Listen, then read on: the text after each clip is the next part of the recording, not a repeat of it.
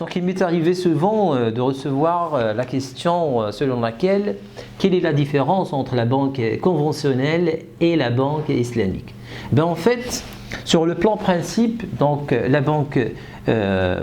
classique ou conventionnelle, elle est régie par le principe de réalisation d'un PNB, le produit net bancaire, le plus élevé possible, sans prendre en considération donc les aspects culturels, religieux et aussi des aspects éthiques de la société. Ben, en fait, la banque islamique, c'est un organisme financier qui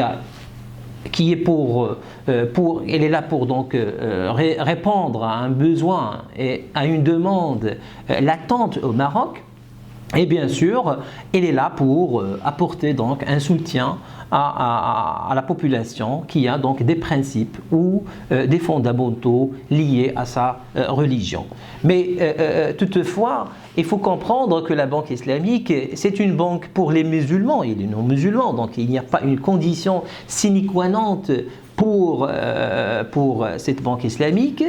ainsi que la banque conventionnelle. Elle est là, il a marqué, il a un passé, il a une histoire, et bien sûr, la banque islamique n'est pas là pour évincer, pour effacer donc la banque conventionnelle. Mais le fonctionnement de la banque islamique se base essentiellement sur des références très pointues, à savoir la sunna et le Coran, et bien sûr donc le Coran en tant que référence de base pour la finance islamique et la pratique de l'islam à travers la sunna, c'est une référence bien sûr fondamentale de réussite de ce mode d'organisation. Dans le cas du Maroc, il n'y aura pas donc un conflit d'intérêts entre les banques conventionnelles et les banques islamiques, mais c'est au contraire, il y aura donc une complémentarité en matière d'offres de produits et de services, et bien sûr pour diversifier un peu la panoplie des produits et services offerts par les banques au Maroc. Donc aujourd'hui, nous avons donc un terrain fertile pour la réussite des deux banques, notamment à savoir donc le taux de bancarisation au Maroc qui ne dépasse guère 43%. Ceci dénote en partie l'existence donc d'une opportunité pour les deux secteurs d'activité, à savoir la finance islamique et la finance classique, et donc il y aura donc une complémentarité de l'offre et il y a effectivement une satisfaction d'un besoin qui s'est fait sentir depuis des années et des années, d'une part par les Marocains résidant à l'étranger, qui ont donc constaté que dans 165 pays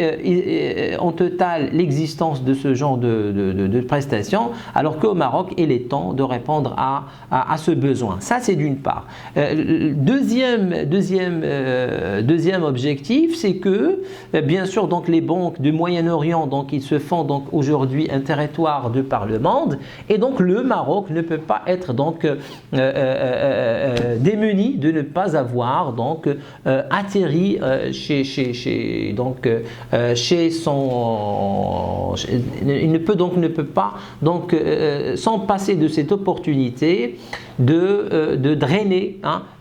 des capitaux importants des pays dits pays de pétrodollars.